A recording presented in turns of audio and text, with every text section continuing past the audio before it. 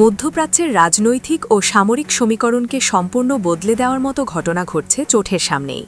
ইরানের supreme leader Ayatollah Ali Khamenei তার দেশকে এমন এক উচ্চতায় নিয়ে গেছেন যেখানে নিষেধাজ্ঞার দেওয়াল কোনো বাধা নয়, বরং শক্তি অর্জনের অনুপ্রেরণা। এক সময় যে ইরানকে পশ্চিমারা কোণাঠাসা করে রাখতে চেয়েছিল, আজ সেই ইরানকে ঘিরেই নড়েচড়ে বসেছে বিশ্ব রাজনীতির বাঘা বাঘা খেলোয়াড়রা। প্রথমে রাশিয়া আর এখন চীন, দুই পরাশক্তি যেন অঘোষিত প্রতিযোগিতায় নেমেছে কে ইরানকে বেশি শক্তিশালী করতে পারে। কিছুদিন আগেই রাশিয়া ইরানে তাদের অত্যাধুনিক মিগ ও সুখোই 35 ফাইটার জেট পাঠিয়েছে, যা নিয়ে পেন্টাগন থেকে তেল আবিব সর্বত্র গুঞ্জন ও উৎকণ্ঠা। কিন্তু সেই খবরের রেশ কাটতে না কাটতেই চীন খেলল তাদের তাসের সেরা কার্ডটি। বেইজিং বিশ্বকে স্তম্ভিত করে দিয়ে সামনে আনল তাদের সর্বাধুনিক 6th জেনারেশন বা ষষ্ঠ প্রজন্মের স্টিলথ ফাইটার জেট, যার নাম দেওয়া হয়েছে হোয়াইট এম্পেরর বি বা শ্বেত সম্রাট। চীন যেন পুরো বিশ্বকে তাদের সামরিক সক্ষমতার এক ঝলক দেখিয়ে দিল, কারণ একটি বা দুটি নয়, একসঙ্গে 16টি জেট চীনের আকাশে মহড়া দিয়েছে। মার্কিন স্যাটেলাইটে এই অভূতপূর্ব দৃশ্য ধরা পড়তেই পশ্চিমা গোয়েন্দা সংস্থাগুলো বুঝে যায় চীন বড় কোনো ঝড়ের প্রস্তুতি নিচ্ছে। হোয়াইট এম্পেরর বি কোনো সাধারণ যুদ্ধবিমান নয়, এটি আকাশের এক অদৃশ্য দানব।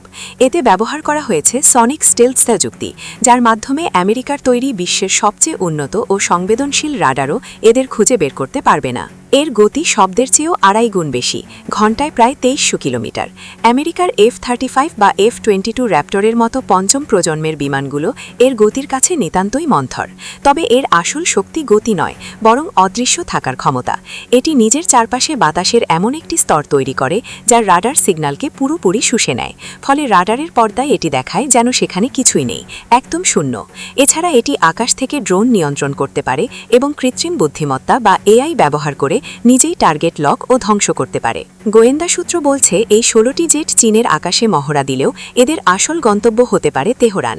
যদি একবার এই সাদা দানব ইরানের হাতে পৌঁছে যায়, তবে মধ্যপ্রাচ্যের আকাশ থেকে আমেরিকার দাদাগিরি চিরতরে মুছে যাবে।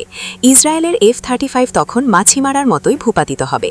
তেল আবিবে এখন শোকের ছায়া, কারণ তারা জানে রাশিয়ার প্রাথমিক পাঠের পর চীন যদি ইরানকে এই চূড়ান্ত সক্ষমতা দেয়, তবে ইসরায়েলের আয়রন ডোম বা ডেভিড স্লিং কোনো কাজেই আসবে না।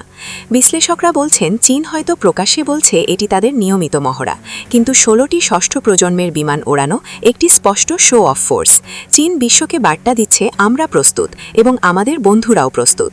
হোয়াইট হাউসের ধারণা চীন গোপনে ইরানের সঙ্গে বড় কোনো সামরিক চুক্তির পথে হাঁটছে।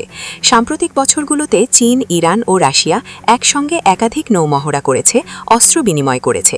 এখন হোয়াইট এম্পেরর ডি হয়তো সেই সহযোগিতার চূড়ান্ত ধাপ। আমেরিকা যেখানে অস্ত্র বিক্রি করে ব্যবসা করে, চীন সেখানে প্রযুক্তি দিয়ে বন্ধুত্ব করে। এই 16টি জেট যদি ইরানে যায়, তবে আমেরিকা চাইলেও আর ইরানের ওপর হামলা চালাতে পারবে না। চীনের এই পদক্ষেপ প্রমাণ করে তারা সামরিক প্রযুক্তিতে আমেরিকাকে ধরে ফেলেছে, কোনো কোনো ক্ষেত্রে ছাড়িয়েও গেছে।